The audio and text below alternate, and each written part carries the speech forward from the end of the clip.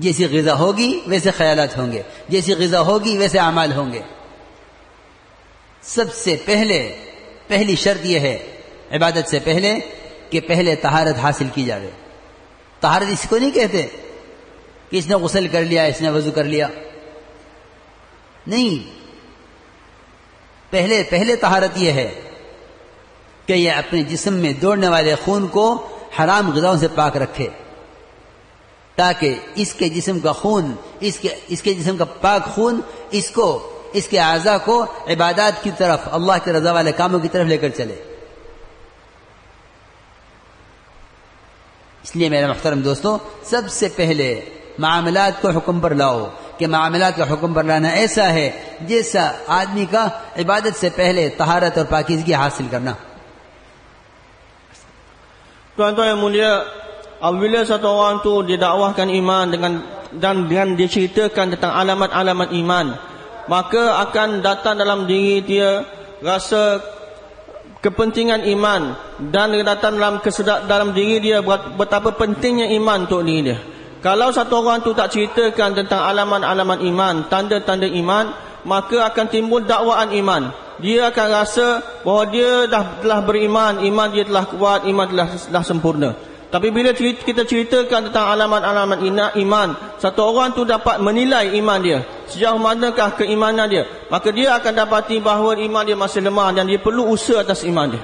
Tuan-tuan dimuliakan oleh Allah Subhanahu wa taala, natijah daripada iman ini tuan-tuan mulia, bila usaha atas iman dijalankan, maka akan datang sifat takwa dalam diri seorang. Inilah kesan daripada iman tuan-tuan mulia, akan datang sifat takwa dalam kehidupan seorang. Oleh kerana itu dalam Al-Quran tuan-tuan mulia, Allah Subhanahu wa taala telah panggil kalimah la ilaha illallah, kalimah iman ini dengan kalimah takwa. Kerana tuan-tuan mulia, segala takaza, tuntutan kalimah, semuanya berkaitan dengan orang beriman, untuk orang beriman. Hari ini kita anggap usaha atas iman itu tuan-tuan mulia untuk orang yang bukan beriman sahaja. Kita anggap usaha atas iman ni untuk orang tidak beriman lagi. Kita dah beriman, tak perlu buat usaha atas iman. Sedangkan tuan-tuan mulia, orang yang paling berhak atas kalimah iman adalah orang beriman itu sendiri. Perkara ini begitu jelas diterangkan dalam Al-Quran, dan Allah sendiri perintah supaya orang beriman untuk usaha atas iman dia. Dan Allah Subhanahu wa taala wa alzamahum kalimat at-taqwa wa kanu ahqqa biha wa ahlaha. Allah kata Allah Subhanahu wa taala lazimkan kalimah takwa ni, kalimah la ilaha illallah ini kepada orang beriman, dan merekalah ahqqa biha wa ahlaha, yang paling berhak atas kalimah ini, dan merekalah ahli yang sebenarnya untuk kalimah ini. Jadi yang paling berhak untuk usaha atas kalimah ini tuan-tuan mulia adalah orang beriman itu sendiri. Kerana segala tuntutan iman, perkara-perkara yang dikehendaki untuk disempurnakan selepas satu orang itu mengucap kalimah, semuanya tuntutan sebut adalah ke atas orang yang telah beriman. Perkara halal, haram, apa yang perlu kena buat, apa yang perlu ditinggalkan, yang berkaitan dengan muamalah, muasyarah dan segala-galanya tuan-tuan mulia, semuanya untuk orang beriman.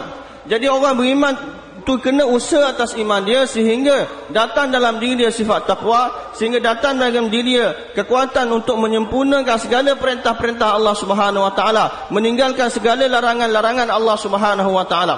Jadi di zaman sahabat-sahabat sendiri tuan-tuan mulia, sebagaimana usaha atas iman dijalankan supaya orang beriman, orang yang tidak beriman dapat beriman pada Allah Subhanahu wa taala, lebih banyak lagi usaha dihabiskan supaya orang yang telah beriman ni dapat kekal atas iman. Supaya orang beriman ni dapat berterusan atas iman, dapat kekal atas iman, dapat sempurnakan tuntutan iman. Perkara ini juga lebih banyak diberi tumpuan, telah diusahakan oleh Nabi ke atas sahabat-sahabat tuan-tuan mulia. Jadi bukan hanya satu orang tu diucap kalimah, dia beriman, habis kerja dia, tak perlu usaha atas iman lagi. Bahkan satu orang yang ucap kalimah dah beriman pada Allah Subhanahu wa taala, dia perlu usaha atas iman dia, sehingga dia dapat menyempurnakan segala perintah-perintah Allah Subhanahu wa taala. Dia dapat sempurnakan segala tuntutan iman. Dia dapat meninggalkan segala larangan-larangan Allah Subhanahu wa taala. Oleh kerana itu tuan-tuan yang mulia, Maulana beritahu kita kena usaha atas iman kita dengan sebegitu rupa, sehingga datang dalam diri kita sifat takwa. Sehingga datang dalam diri kita sifat takwa yang telah diperintahkan oleh Allah Subhanahu wa taala. Dan tuan-tuan mulia, perkara alamat pertama, tanda pertama dalam diri satu orang tu sifat takwa telah datang dalam diri dia, bahawa diri dia tidak akan dapat hadam. Badan dia tidak akan dapat terima benda yang haram. Bila satu orang tu ada sifat takwa dalam diri dia tidak akan dapat terima benda-benda yang haram, tuan-tuan mulia. Dia akan tolak perkara-perkara yang haram, tuan-tuan mulia. Sebagaimana satu kisah Maulana beritahu satu masa dia dalam safar, tuan-tuan mulia. Dia dalam satu safar, kereta yang dia naik, kenderaan yang dia naik tadi, pemandu kenderaan tadi telah silap letak minyak, sepatutnya letak petrol, dia telah letak diesel. Jadi bila dia letak diesel, bila kereta tu nak dihidupkan, nak berjalan, kereta tu tak boleh jalan. Macam-macam cara telah diusahakan, macam-macam cara telah diikhtiar, tapi kereta tu tak dapat nak jalan juga. Jadi dari situ dia Maulana beritahu, dia faham bahawa bila satu mesin yang dibuat oleh manusia pun bila silap masuk minyak, patut masuk petrol, termasuk diesel, bila silap masuk minyak tu pun menyebabkan dia tak boleh berjalan walaupun 1 kilometer.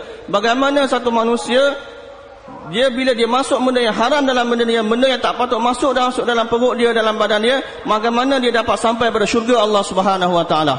Jadi tuan-tuan yang muliakan oleh Allah Subhanahu wa taala, oleh kerana itu, perkara yang pertama Maulana beritahu, kita kena bawa muamalah kita mengikut hukum Allah Subhanahu wa taala.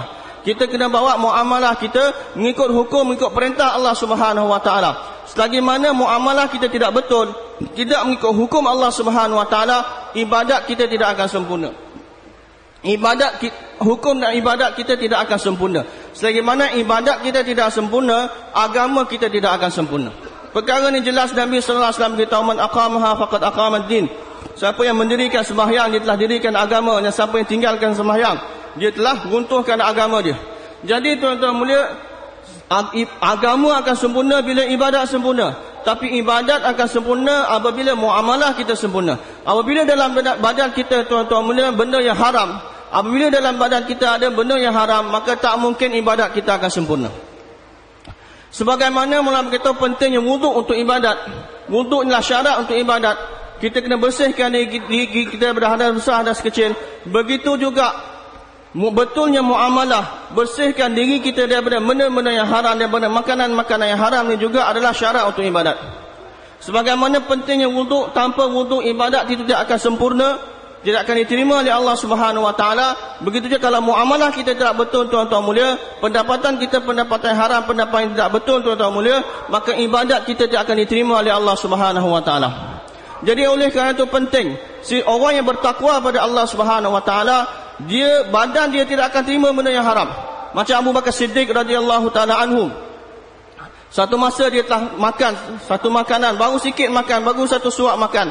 Kemudian dia tanya pada orang yang bawa makanan tadi, daripada mana kamu dapat makanan tersebut ini. Dia lupa nak tanya awal kerana dia terlalu lapar. Orang tadi beritahu ni hasil daripada kerja dia dahulu. Dulu dia buat kerja tilik nasib. Sebab tilik nasib, kemudian dia telah bertaubat dah. Tapi satu hari ni dia lalu pada satu tempat yang mana dia pernah buat tilik nasib kat situ, maka orang tempat tersebut telah bayar upah tilik nasib dia telah buat dulu sebelum dia bertaubat. Jadi hasil daripada tersebut, dia telah bawa makanan kepada Abu Bakar Siddiq radhiyallahu taala anhu. Abu Bakar Siddiq radhiyallahu taala anhu bila dapat tahu ini daripada hasil yang haram, sumber yang haram, maka dia telah berusaha untuk keluarkan balik makanan yang dia telah makan tadi. Macam-macam cara dia ikhtiar. Orang beritahu kepada dia, Amirul Mukminin, tuan minumlah air dengan banyak, minum air banyak-banyak dan muntahkan, minum air muntahkan. Maka dia telah ambil air, minum dan muntahkan, sehinggalah makanan yang haram tadi dah masuk dalam perut dah, dapat dikeluarkan balik. Jadi inilah tuan-tuan, tanda satu orang tu ada sifat takwa pada Allah Subhanahu wa taala. Badan dia tidak akan terima benda yang haram, dia akan tolak benda yang haram, tuan-tuan mulia. Maulana pernah beritahu, tuan-tuan mulia, makanan yang kita makan dalam lautan, dan fikir dia adalah mutiara dia. Sebagaimana makanan kita makan, itulah yang akan datang fikir kita. Kalau makanan kita makan tu rosak, maka fikir pun kita makan rosak juga.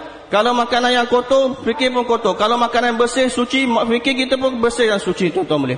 Oleh kerana itu, tuan-tuan mulia, sangat-sangat penting untuk kita usaha untuk betulkan kita punya muamalah. Bawa hukum Allah Subhanahu wa taala, bawa perintah-perintah Allah Subhanahu wa taala dalam muamalah kita, dalam cara kita dapatkan pendapatan kita, dapatkan rezeki kita, tuan-tuan yang mulia. Ini sangat-sangat penting.